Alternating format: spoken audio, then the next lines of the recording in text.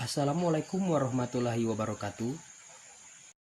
Saya akan menyampaikan materi dari kelompok 9, yaitu mazhab Hanafi, konsep mazhab Hanafi, karakteristik mazhab Hanafi, dan sejarah mazhab Hanafi. Yang pertama, mazhab Hanafi. Mazhab Hanafi ialah salah satu mazhab fikih dalam Islam Sunni. Mazhab ini didirikan oleh Imam Abu Hanifah yang bernama lengkap Abu Hanifah bin Nu'man bin Sabit al-Taimi al-Kufi. Mazhab ini diamalkan dan berkembang di kalangan orang Islam Sunni di kawasan Afghanistan, Irak, Persia, Mesir, Turki, anak benua India, Tiongkok, Rusia, dan sebagian Afrika Barat. Mazhab Hanafi juga sempat berkembang di Maroko, namun kemudian mulai tergeser oleh mazhab Maliki. Sejarah mazhab Hanafi. Mazhab ini didirikan oleh Abu Hanifah Nu'man bin Sabit. Ulama besar yang dikenal dengan nama Imam Hanafi itu terlahir di Kufah, Irak pada 80 Hijriah.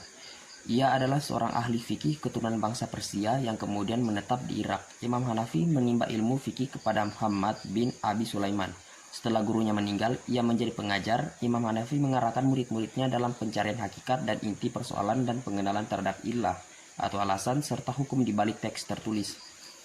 Dasar yang dipakai oleh mazhab Hanafi adalah Al-Quran, Sunnah, dan fatwa sahabat yang merupakan penyampai. Mazhab ini juga menggunakan qiyas sebagai dasarnya dan juga ihtisan, yaitu qiyas yang berlawanan dengan nas.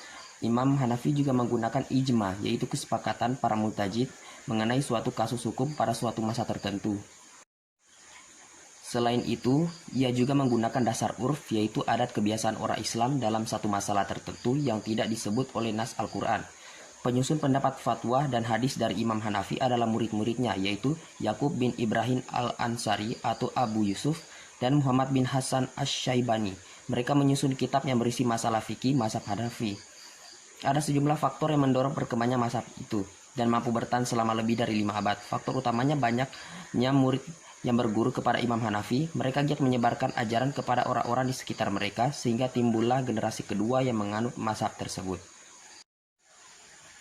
Abu Hanifah memiliki metodologi yang terkonsep secara struktural.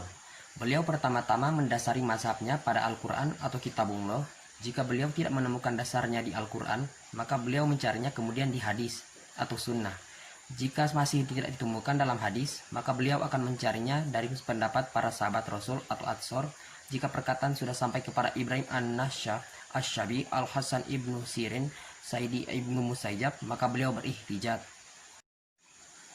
Selain itu, Abu Hanifah juga mendasari fikih dengan qiyas. Namun terkadang pula beliau tidak mengkiaskannya karena suatu sebab, kecuali mendesak.